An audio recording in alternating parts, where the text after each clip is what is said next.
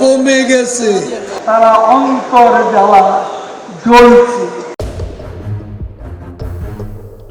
কলকাতার নিউ টাউনের একটি বিলাসবহুল ফ্ল্যাট, চার দেয়ালের ভেতরে এখন আর রাজনীতির ময়দান কাঁপানোর সেই চেনা দৃশ্য নেই। নেই খেলা হবে বলে হুঙ্কার তোলা দাপুটে ভঙ্গি, আছে কেবল দীর্ঘশ্বাস আর অনিশ্চয়তার ভার।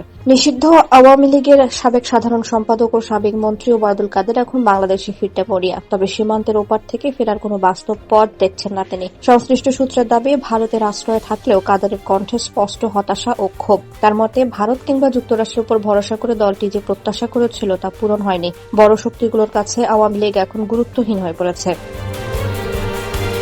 ওবায়দুল কাদেরের ভাষ্যে, ভারতের উপর আমরা নির্ভর করে আছি, কিন্তু ভারত বা আমেরিকার মতো বড় শক্তিগুলো আওয়ামী লীগ নেতাদের নিয়ে ভাবছে না। আমাদের ক্ষমতায় ফেরানো তাদের কাছে খুবই নগণ্য ব্যাপার। ইউরোপ আমেরিকা এখন বড় বড় বিষয় নিয়ে ভাবছে, তারা আমাদের নিয়ে ভাবছেই না।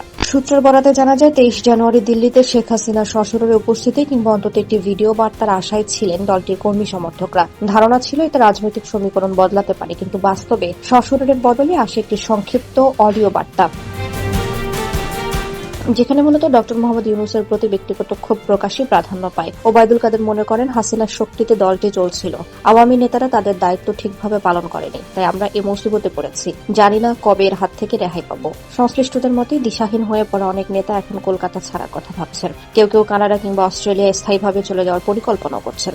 ধারণা করা হচ্ছে, নির্বাসিত জীবনের প্রস্তুতিতেই তারা এখন মনোযোগী। সূত্রের কথায়, ওবায়দুল কাদের আর কলকাতার নিউ টাউনে থাকতে আগ্রহী নন, তিনি দেশে ফিরতে চান। তবে বর্তমান বাস্তবতায় সেই সুযোগ দেখছেন না। তার মূল্যায়ন অনুযায়ী আওয়ামী লীগ আপাতত ক্ষমতায় ফেরার অবস্থায় নেই। রাজনৈতিক পর্যবেক্ষকদের মতে, নির্বাচনে থাকা নেতাদের মধ্যে হতাশা ক্রমেই ঘনীভূত হচ্ছে। তারা বুঝে গেছেন, রাজনীতির বর্তমান বাস্তবতায় আওয়ামী লীগ এখন আন্তর্জাতিক অঙ্গনে গুরুত্বের কেন্দ্রবিন্দু নয়।